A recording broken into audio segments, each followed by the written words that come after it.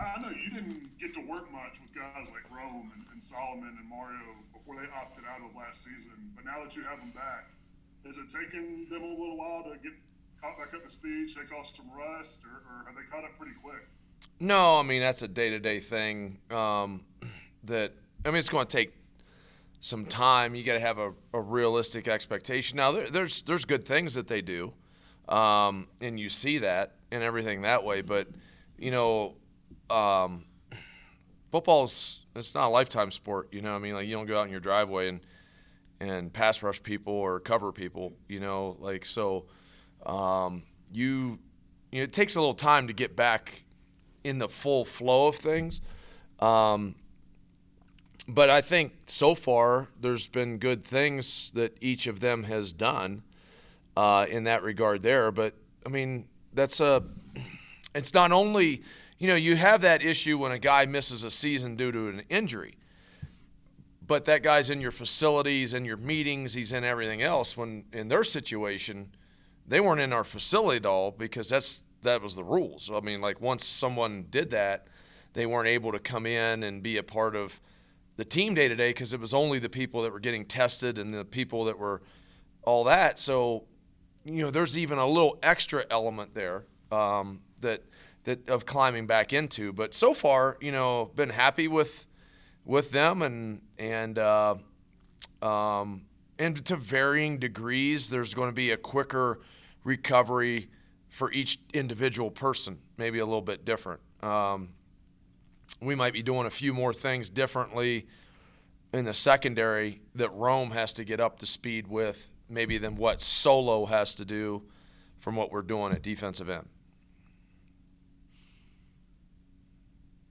Jay, when we spoke with CJ Colden last week, I think his quote was learning the defense, without having all the normal prep time was like learning Spanish, like a foreign language.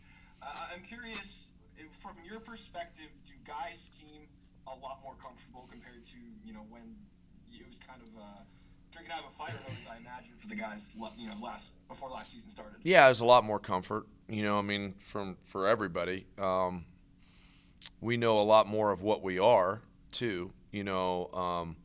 When we started off in October last year, there's quite a few new players as well that had to play because you just guys that you had just talked about that weren't here some of those guys played the year before, and then you had some new replacement players that were replacing guys that were seniors the year before and everything that way, and so you're trying to kind of figure out everything without a spring practice, without a real fall camp, and then really without all your freshmen who were in quarantine for the whole month of October because we had COVID cases with them. So you didn't even really get the amount of reps that you needed. And this is way different. Like this is a way different stratosphere that we're on right now than what it was in October. It's not even close. With everything that happened last year, it was almost like last season was a practice season because everybody got their eligibility and most of your players are returning. Yeah, I don't ever look at it that way, though. I mean, I understand what you're saying, but those games counted. I get it in that regard, but they count. But I mean, as far as growth for this year, I mean, it's like you got a free practice season to get everybody ready for when you hopefully will have a full season, and you didn't lose eligibility from anybody. Yeah, no, I mean, there's a big benefit to that, to have people back and have people in a situation that, there is a comfort level. We kind of know what some of these guys can and can't do, and we kind of know who we are defensively. So we're not wasting time running some things that we're not going to run when we get to the season or something that way too. So we can be a lot more directed that way. So yeah, for all that is a big difference. Because we still got to play those 6 games, and there's still carryover from that. And we have everybody back, but the reality is too, there's going to be a lot of people we play that have all their players back too. So it's kind of a unique year in college football that way. I mean, there's going to be a lot of teams that kind of have a lot of experience, and we're going to be one of them. Jay, you talked a little bit about how you had to have some guys step up because of opt-outs and injuries, especially at the defensive end spot. You saw guys like Devon Harris, Jalen Pate. What are your thoughts on those guys, and how much confidence did they gain last year? Well, I mean, there's a confidence that they've lined up and played in games, and Devon's best performance was his last one, against Boise. And so, you see there's a different level of player now than there was in October last year with those two. And that's progress. That's the progress that you get from actually competing in games, preparing for games, going through that process. And the progress that you get now that we're in a spring practice and double repping and doing all that. So there is improvement and there is progress with those guys. And so it does make a big difference. And so, yeah, those two guys have been, picked up where they kind of left off here in the spring. And that's been good to see. And I think that's a position that should be a strength for us. When you've got Crawl back, you got Teagan back, you got Solo back, and you got Jalen, you got Devon. There's guys there, and so that should be a position of strength for us where we've got depth and we've got numbers and we've got quality. Well, Jay, you guys had 17 sacks last season, yet your sack leader was your middle linebacker in Chad. I'm curious, have you always liked to mix up your pressure packages in terms of who you have pressuring the quarterback, or was that more reflective of the guys that you were missing up front last season? You had to get more creative? Maybe a little bit of both. I mean, look, Chad Muma's a good blitzer. So it's kind of in our best interest to blitz Chad Muma some. Isaiah Gandy's a really good blitzer. It's probably in our best interest to blitz Isaiah Gandy some. But let alone, we do have, some guys on the defensive line that when you're at full go with them that are going to be able to generate pressure themselves to where you don't always have to do what you want. You want to put your best blitzers in position to make plays, but you really are at your best defensively when your blitz game can augment a good front. When I was at Minnesota, we had probably half our sacks in 2016 came from linebackers. Well, that was kind of who we were in the nature of what we had to do. It's just kind of I think where we're at now, it's kind of you're looking at like those things augment the players that we have up front. Speaking of Chad, over a 12-game season, he was on pace to have like 140 tackles, which is pretty obscene. Two things on him. One, did anything about his performance surprise you last season? And two, did you know that he played the piano? Because there's a video going around of him playing Great Balls of Fire. I don't know. I did not know that he can play the piano. So that's kind of so him being able to do that, I will make sure that I find a way for him to be able to do that at some point, that I want to hear that. So maybe when we go to a hotel sometime in the fall, we'll find a piano there in the hotel. That'd be kind of cool. I was at Northern Illinois. We had a defensive tackle once that could pound out Clocks by Coldplay really well. And so he sat down in a hotel lobby and started doing it one time. I'm like, what the heck is this? So, no, I'll have to have him do that. That'll be one thing. As far as his play goes, you just don't know that a guy is going to be as good as he is until you really, really get in it, and I thought every game last year he improved. I thought we had a lot of guys, kind of defensively improve every game a little bit last year. But he definitely, the level he played at and what he means to us defensively is kind of immeasurable. And he played at a very high level. He runs well. He plays so hard, And so the speed that he runs at, and he runs very well, he plays at that speed all 60 minutes of the game and every play that there is. And so it's a good thing for sure. Jay, you're the defensive coordinator. You're going up against the new offensive coordinator on the other side. What's it like to face this Cowboys offense now compared to what it was last fall? Well, I think, it's the same kind of thing in one sense. There's when you look at it in terms of facing it in the spring as opposed to facing it last October, even like I'm sure that they're able to do more things right now, and they're able to have a much better level of installation and all that than what you were in a hurried up mess with COVID testing and quarantine and everything else. So, they're very multiple. There's a lot of things that they're doing right now. It's very good for us to see defensively, so that presents a great challenge. I think they're utilizing their people very well, and so it's fun. And I've worked. Tim's been great to work with. So that's always a good thing. We talk, hey, what do you need to see? Is there something that we need to do different? Is there something that you need to see more of that help you? Or is there something, we go back and forth on that. It's easy. He's easy to work with right now, and all that. And I'm glad he's here. There's a lot of things I like that they're doing on offense right now. There's a multiplicity to it, and there's a lot of things that they are doing. And that's going to be very stressful for defenses to prepare against and go against, and it should utilize our players real well. I guess if there's one area on the defense that maybe doesn't have a ton of depth, it's at the cornerback spot. A guy who played nickel last year and really stepped in and I thought did a great job was Keontae Clinton.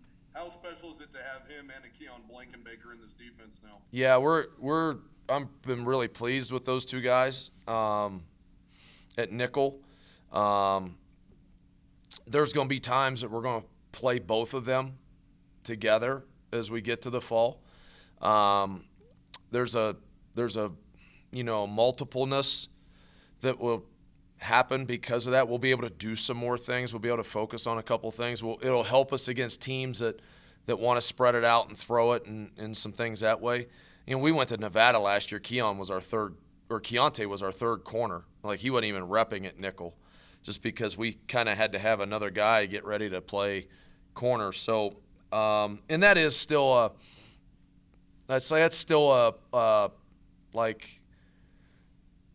we're working, on 3 and 4 at corner. And the goal would be is for the third corner to not come out of the nickel group, but for one of those other guys to step up and be the 3 and the 4 at corner, to where we don't have to, dip into different positions to make that work. But if we have to, we will. Jay, what have you seen specifically from Rome this spring coming back? Do you have them working at free or strong safety? So our strong safety is to the field right now. That's kind of the, and plays in the post a lot. So that's the position that he's playing for us right now. Look, like I said, I've coached defensive backs for a long time. I don't know how many years now. I have to add it all up. But it's been a long time. If a defensive back misses time, like that's not a position you just go, let's just plug and play. Like, from footwork, from vision, from everything else.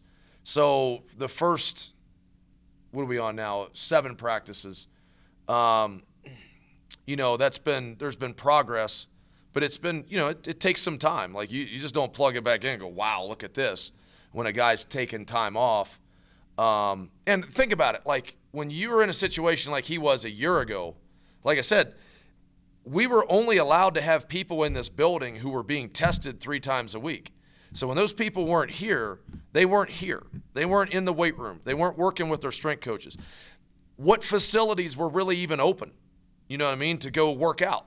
So now you go, like, you can't take 6 months off from running fast and then run fast. It takes you a little bit of time to get used to covering people and doing that. So I thought today there was progress from him and everything that way. But I told him before we started the spring, I'm not going to put an unreasonable expectation on you. You just got to get better every day and go and do that, and then let's see where we're at. But so that's kind of the long and short of it right now. Would be the best part I could say, is because it's just not, like I said, it's so different when you are a reactionary player, which a defensive back is. Okay, if I'm a receiver and I tell you where to go and where you're going, where the motion is, where you lined up, and what you do, okay, that's one thing. But now you have to react to all these things. And you have to react to it with speed and with vision and footwork and everything else. And, oh, by the way, you hadn't done speed, vision, and footwork since December of 2019. It takes a little bit of time. So there's reality in that, and that's what we have to continue to work through.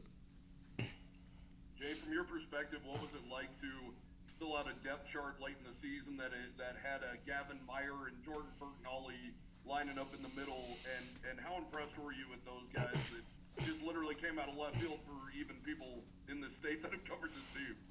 I tell you, I was really pleased with how they played, because I thought really the only game last year that we got moved a little bit up front, or we got, kind of didn't handle some things the way that I thought we could have, was against New Mexico.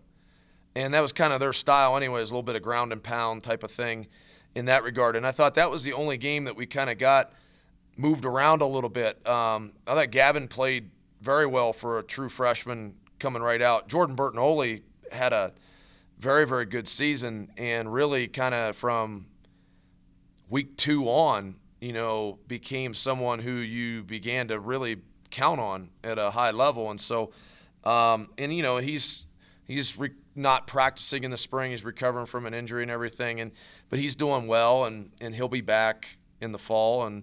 And like I said, I thought he played well last year and really did good things for us. And again, it's one of those things. If those guys played, and you're getting moved all over the field, and people are rushing for 250 yards a game on you, then that's one thing. And that wasn't the case in that situation. And so those two guys have been doing, Gavin's done good things this spring, and Jordan, played good ball for us last year. All right, guys, we've got to get going here. One more question for Coach.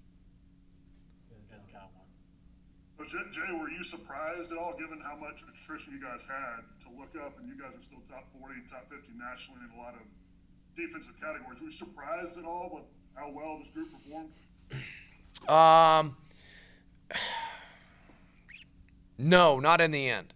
And initially, like the Nevada game's on me. And I think what happened there was, we were still trying to figure out who we were, what we were, and try to figure out kind of like, what are we good at? What are, and so like we were doing things in October that we never did during the season, because at first we still weren't, are we able to do this? Are we able to do that? Are we able to, well, in the process, then you find out that